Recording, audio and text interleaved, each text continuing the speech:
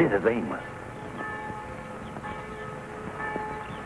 You know, when the kingfish was a boy back home, every time a baby was christened in the family, his rich Uncle Clarence was there for the occasion. And he took the little children into his arms and blessed them.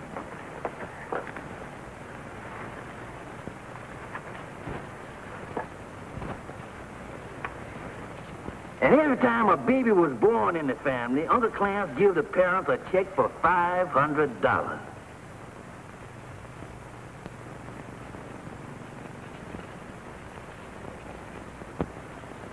And that $500 check always made an impression on the little kid.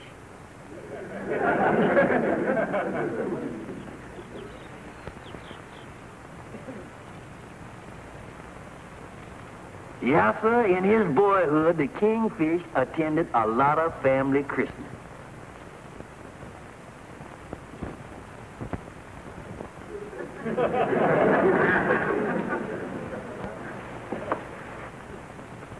And the little kingfish wasn't missing nothing either. And George, my boy, when you get married and have children, there'll always be a $500 check for you, too. Yeah. Well, the years has rolled by since then. And the kingfish has come a long way. But just the other day, a letter come from that small town. A letter from Uncle Clarence.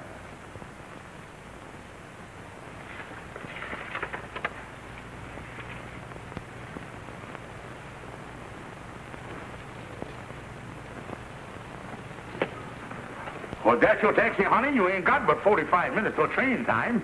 No, George, it's a special delivery letter from your Uncle Clarence back home. Oh. He's arriving in New York the day after tomorrow. George, would you be more careful?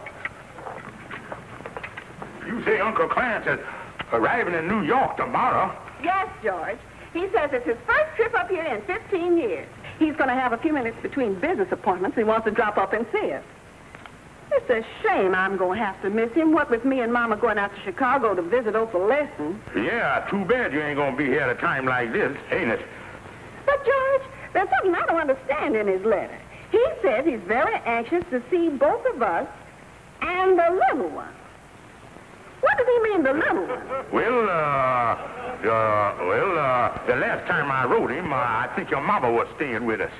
Now, George, don't tell me that you referred to Mama as the little one in your letter. Well, I'll tell you, that was before she overate and blowed up like a hippopotamus. You better get your bag ready. George, ain't this the Uncle Clarence that always gives a member of your family $500 when they has a baby? Well, I think I recall something about that. George Stevens, did you by any chance write your uncle that we had a baby so you could get $500? Me? Why, Sapphire, how could you ever suspect I'd do a thing like that? I'll tell you, honey. Sound like your taxi, honey.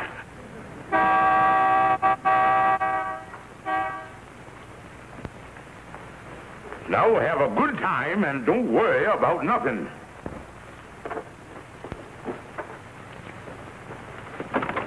Be sure you're right. Goodbye. Bye.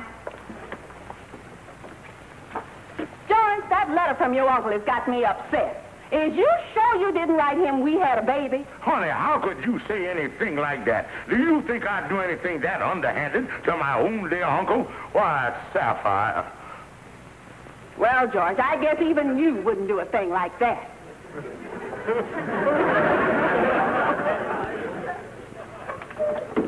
Let's see. Did I write Uncle Clarence? It was a boy or a girl? Kingfish, you mean to say that you done sent your uncle a wire saying that you and Sapphire done had a baby? Yeah, indeed. That was 2 years ago. I was desperate. I had my back up against the wall, and I needed $500, so I writ him. Yeah, that's a big step. But, Kingfish, didn't you know that sooner or later that your Uncle Clarence was going to catch up on you? Yeah, but Andy, when I writ him, he had double pneumonia. And I figured that'd be my last chance to wing him. But the old boy double-crossed me. He got well. Oh, he did, huh? Yeah, and then if ever I meet that guy that invented penicillin, I'm gonna punch him right in the nose. Yeah, but what you gonna tell your uncle when he wants to start playing patty cake with your little offshoot? Well, I tell you, Andy, when I meet him at the train, I'm gonna tell him that the whole thing was a joke. Yeah, I'm gonna pat him on the back and tell him it was all in fun. Oh, Andy, he'll get a big kick out of it. Why, he gonna laugh. He'll... Kingfish, something tells me that them ha-has ain't gonna be as jovial as you think they're gonna be. Yeah, I tell you, Andy, Uncle Clarence never was noted for his sense of humor. I remember one time at Thanksgiving dinner, we thought that he was chuckling at one of the jokes. But it turned out later that he had a wishbone stuck in his throat. Oh, Andy, if he ever find out what I done to him, he's gonna cut me out of his will. Yeah, that's a painful piece of surgery, all right. Hey, Kingfish, maybe you could send your uncle a wire saying that you was out of town and didn't get his letter. Oh, no, Andy. Uncle Clarence too wise an old boy to fall for a story like that. And I ain't taking no chance on the codicilling myself out of his will. Yeah, but what can you do, Kingfish? You is a dead duck. But even your wife is out of town. Andy, I don't know how I'm going to do it, but by 10 o'clock tomorrow, I'm not only going to have a wife, I'm going to have a baby. Holy mackerel, you sure gonna have a busy 24 hours.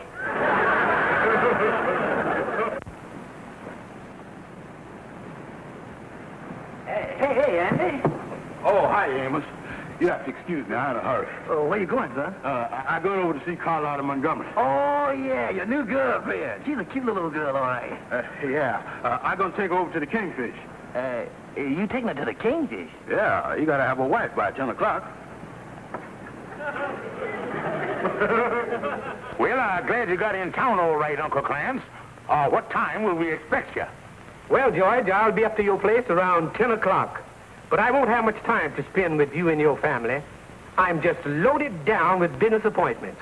Well, we'll expect you, Uncle Clarence. As a matter of fact, I'm rounding up my family right now.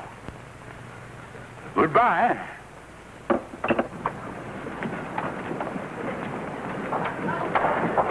Hey, Andy, wait a minute. I want to talk to you.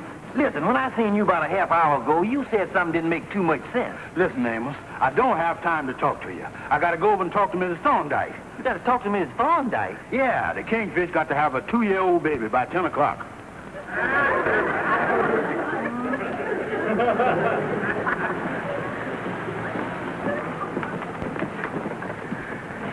Well, there he is, Kingfish. One wife and one baby. How do you do there? Well, the baby looks bright and happy. I ain't worried about him playing his part. Yeah, and Kingfish, this is my girlfriend, Carlotta Montgomery. Oh, Mr. Stevens. Andy, I think we're in trouble here. Andy, Uncle Clarence will be by any minute now, so I think you better get lost. He's dropping by in between business appointments. Now, give me a half an hour with Carlotta and the baby, and I think I'll be able to get rid of him by then. Yeah, well, you better, because I done told Mrs. Thorndyke I'd have the baby back by noontime. Goodbye for a while, my little turtle dove. And goodbye for a while, my great big apple dumpling.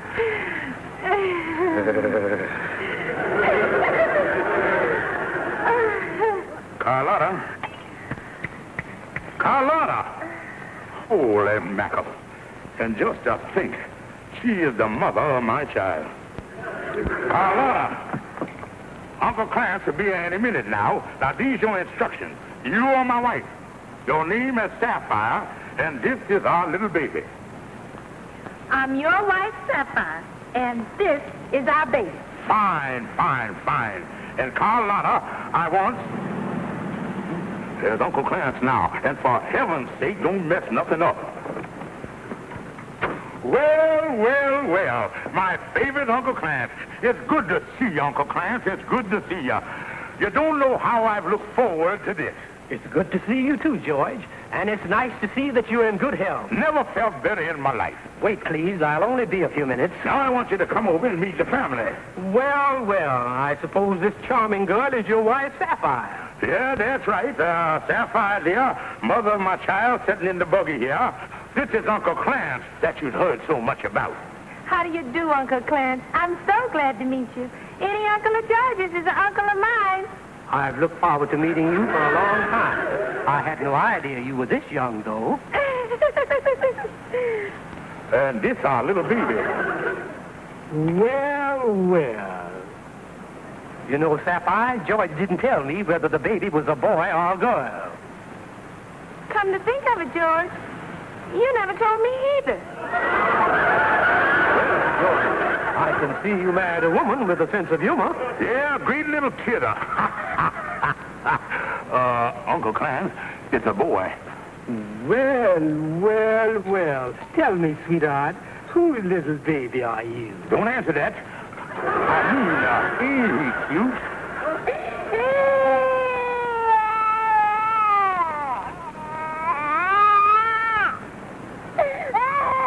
Sapphire, do something. What did I I don't like to interfere, George, but I'd say this baby's hungry. Yeah, go in the apartment and get the baby something to eat. do? All right, George.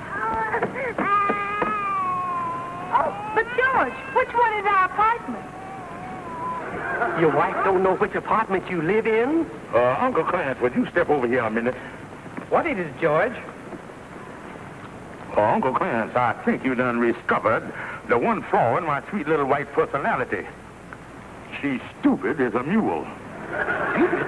But she has such a clever little baby. Well, the old law of the jungle, the theory of evolution. The offspring always spring higher than what is sprung off of. But the important thing is she seems to be a good mother and devoted to the baby. Oh, a wonderful girl, a wonderful girl.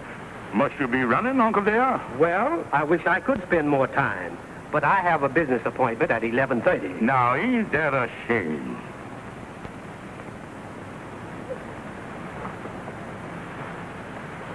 George, I'm happy to see you have such a wonderful family. To me, the family is the backbone of our country. Too many of our younger, modern people of today take the responsibility of raising a family very lightly. I'm happy to see you are not one of those. Oh, no, Uncle Clarence, we'll say it here.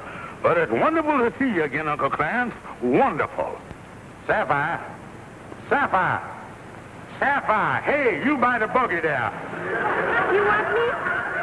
Yeah. Say goodbye to Uncle Clarence. Bye-bye, Uncle Clarence. Goodbye, Sapphire. You feed that baby now. Well, goodbye, George. And I just want to say one thing before I go. Seeing your little family is certainly going to make a difference in my will. A difference you'll be very happy about. But I'd better hurry. I don't want to miss my appointment. Well, goodbye, Uncle Clarence, and have a good trip back home. And don't forget to let us hear from you or your lawyer real soon.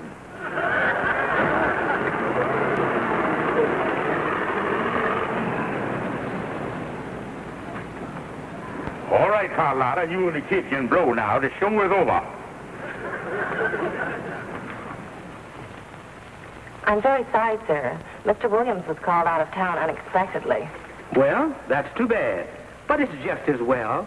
I can now go back and spend a little time with my little nephew before my train leaves. Goodbye. Goodbye.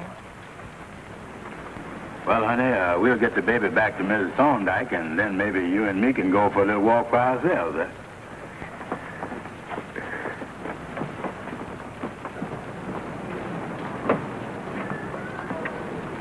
Taxi? I don't think so, young man. How far is it to Lenox Avenue? Well, it's about 6 blocks. It's a little short if you cut through the park. Thanks very much. The walk will do me good. Yeah.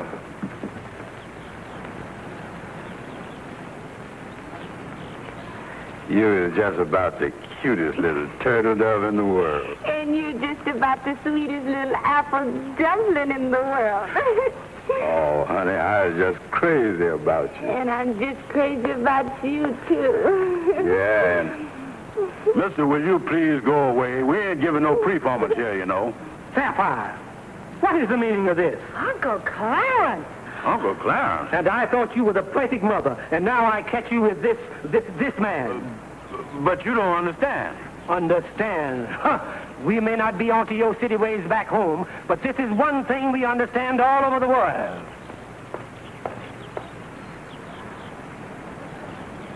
Oh, me.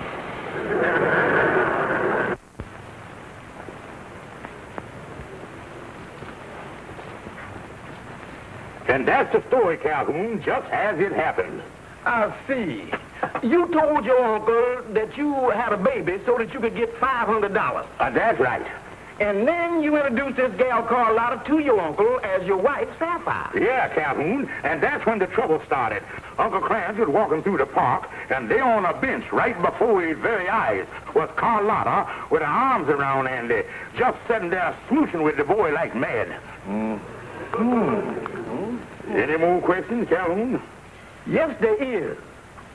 What does this gal Carlotta's telephone number? Calhoun, I tell you, he's leaving on the 5:15, and if I don't think of something fast, he's going to cut me out of his will for sure. Now, calm down, Kingfish. Calm down. Remember, no matter how messy a mess you was messed up in, there's always a way to unmess yourself. Put our thinking caps on you and think our way out of this thing.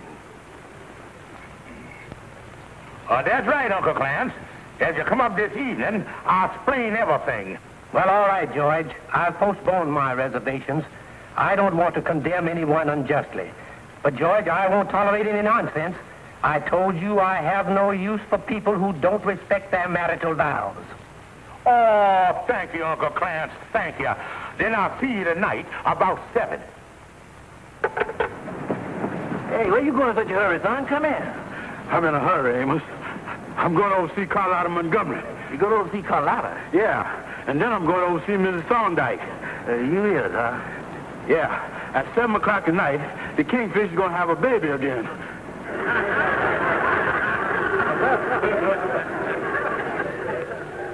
And that's the whole story, Uncle Clarence. Mr. Brown here is my dear wife's brother. Ain't that right, brother-in-law, dear? That's right, Uncle Clarence.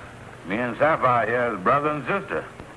But, George, in the park. Oh, well, the whole family happened to be very close. A very affectionate family.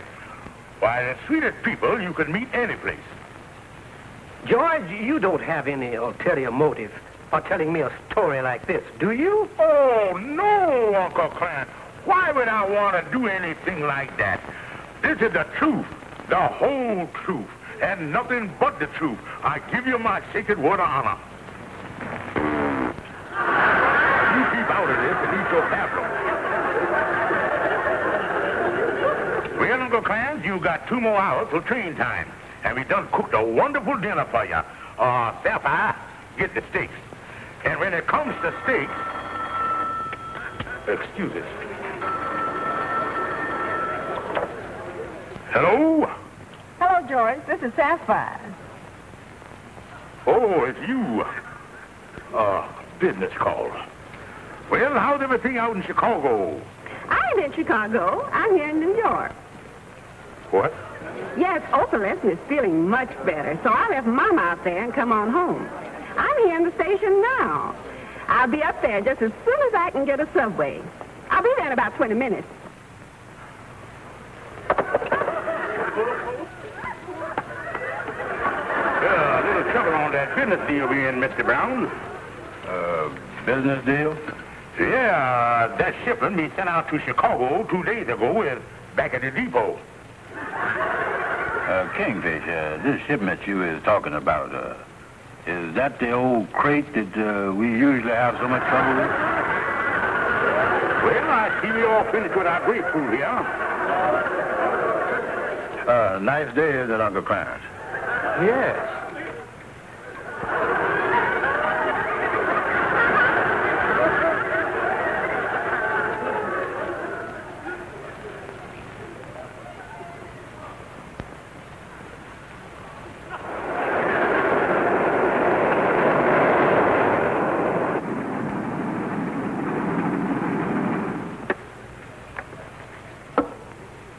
Here you are, Uncle Clarence. Thank you, Sapphire.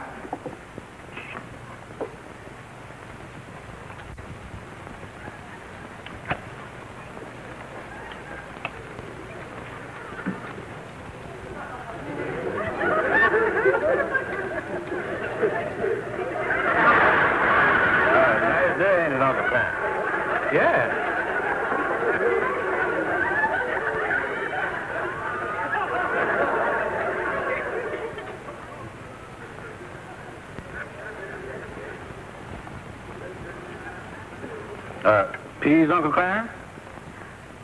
Yes.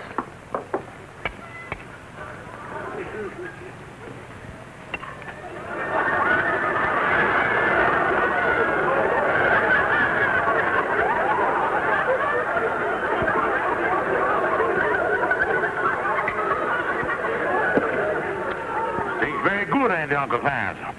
Yes. Bread, Uncle Clarence? Yes.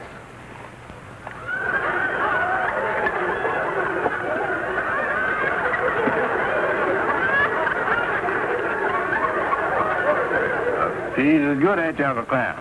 Yes. Will you have room for dessert, Uncle Clarence? Nice day, ain't it, Uncle Clarence? Yes.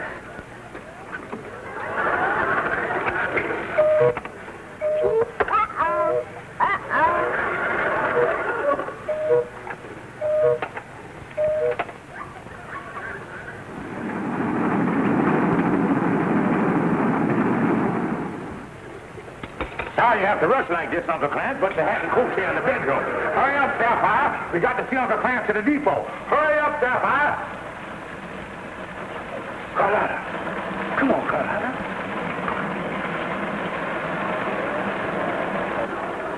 Hurry up.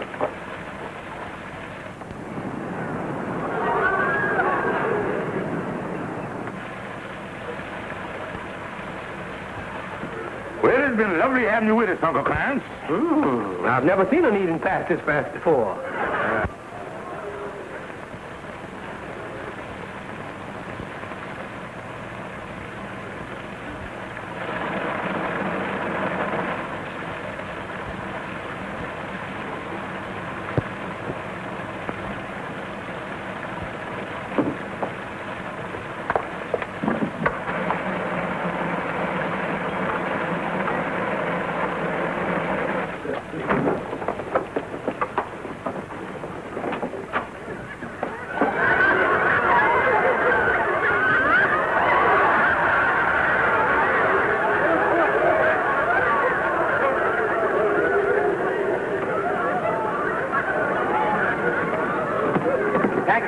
Taxi, you all don't need to come to the station with me. Now, Uncle Clarence. No, we'll say our goodbyes right here. Goodbye, Andy. Goodbye, Sapphire. Bye. And goodbye to you, too, you sweet little baby. And goodbye, George. I'm happy to see you're one man who takes his marriage seriously. A man who is devoted to his family.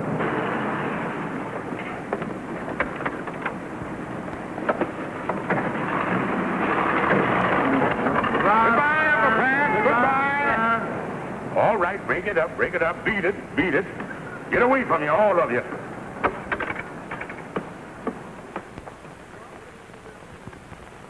George Stevens, what's going on here?